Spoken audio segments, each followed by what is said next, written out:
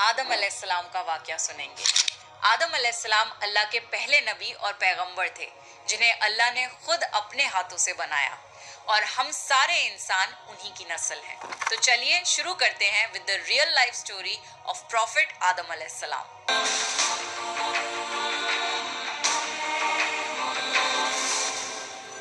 सूरह बकरा में अल्लाह ने आदम अलैहिस्सलाम का जिक्र किया है। जब अल्लाह ने इंसान की मखलूक को पैदा करने का इरादा किया तो अल्लाह ने फरिश्तों से फरमाया, मैं जमीन में अपना एक खलीफा बनाने वाला हूँ। फरिश्तों को लगा कि शायद उनकी इबादत में कोई कमी रह गई है, इसलिए अल्लाह ने नई मखलूक बनाने का इरादा किया है। फरिश्तों ने जिन्नों जैसी दूसरी मखलूक भी देखी थी जो ज्यादा अकल नहीं रखते थे और खून रेजी करते थे। फरिश्तों ने अल्लाह से कहा, ए अल्लाह, हम तेरी तस्बीह, हम्द और पाकी बयान करते हैं। क्या तू ऐसी मखलूक पैदा करेगा जो जमीन में फसाद करेगी और खून खराबा करेगी? इसके जवाब में अल्लाह ने फरमाया, जो मैं जानता हूँ वो तुम नहीं जानते। फरिश्तों ने आपस में कहा कि अल्लाह ताला जो भी मखलूक पैदा करेगा वो हमसे ज्यादा इल्म नहीं रख सकती। फिर अल्लाह ने आदम अलैहिस्सलाम को इल्म से नवाजा और उन्हें कुछ चीजों के नाम सिखा दिए। फिर अल्लाह ने आदम अलैहिस्सलाम को फरिश्तों के सामने पेश किया और फरिश्तों से फरमाया कि तुम बताओ इन चीजों के नाम अगर तुम सच्चे हो। फरिश्तों ने कहा कि हम उतना ही इल्म जानते हैं जितना तूने हमें सिखाया है, उसके सिवा हमें कुछ नहीं मालूम। फिर अल्लाह ताला ने फरमाया, ए आदम, तुम बता दो इनको इन चीजों के नाम। फिर जब आदम ने उन चीजों के नाम बता दिए तो अल्लाह ने फरिश्तों से फरमाया कि मैं ना कहता था कि मैं आसमानों और जमीन की पोशीदा चीजों को जानता हूँ। फिर अल्लाह ने फरिश्तों से फरमाया कि तुम आदम को सजदा करो, तो वो सब सजदे में गिर पड़े मगर शैतान ने सजदा नहीं किया। अल्लाह ने फरमाया कि ए इब्लीस, तुझे क्या हुआ कि तू सजदा करने वालों के साथ शरीक ना हुआ? शैतान ने तकब्बुर में कहा कि मैं ऐसा नहीं हूँ कि इंसान को सजदा करूँ जिसे तूने खनखनाते हुए सड़े हुए गारे की मिट्टी से बनाया है। मैं उससे बेहतर हूँ। तूने मुझे आग से पैदा किया और उसे मिट्टी से पैदा किया है। अल्लाह ने शैतान से फरमाया, यहाँ से निकल जा, तू मरदूद है और तुझ पर कयामत के दिन तक लानत बरसेगी।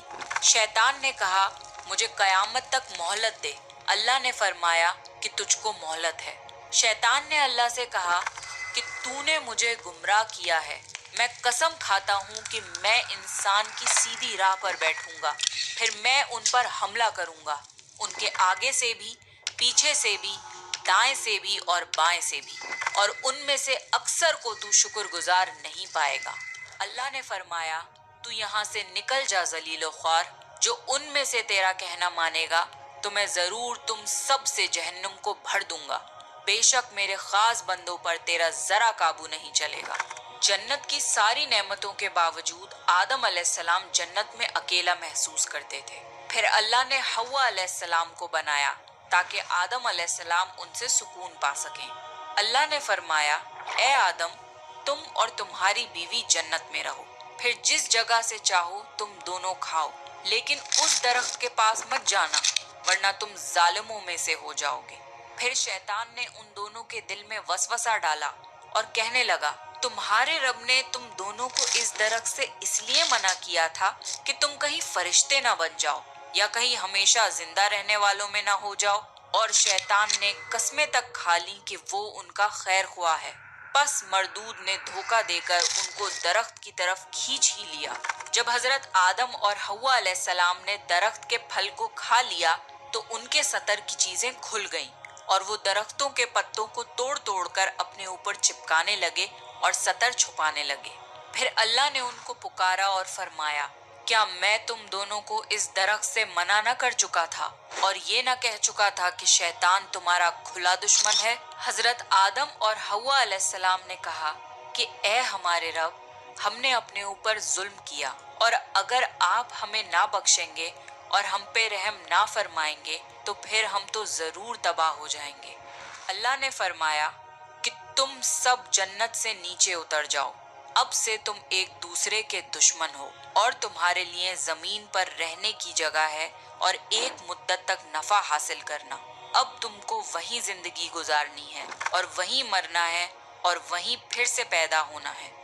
دنیا میں آنے کے بعد آدم علیہ السلام نے اللہ سے 40 سال تک معافی مانگی. پھر اللہ نے آدم علیہ السلام پہ رحم کھا کے انہیں معاف کر دیا اور فرمایا کہ تم اور تمہاری اولاد دنیا میں رہو.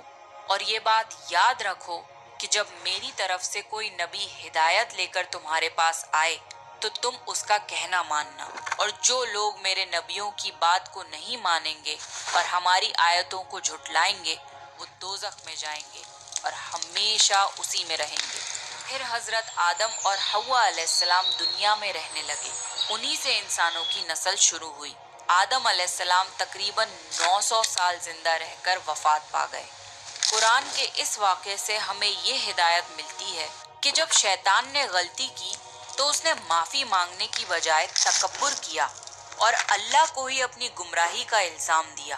پر جب آدم علیہ السلام سے غلطی ہوئی تو انہوں نے اپنی غلطی مانی اور فوراً توبہ کری اور تب تک معافی مانگتے رہے جب تک اللہ کو راضی نہ کر لیا.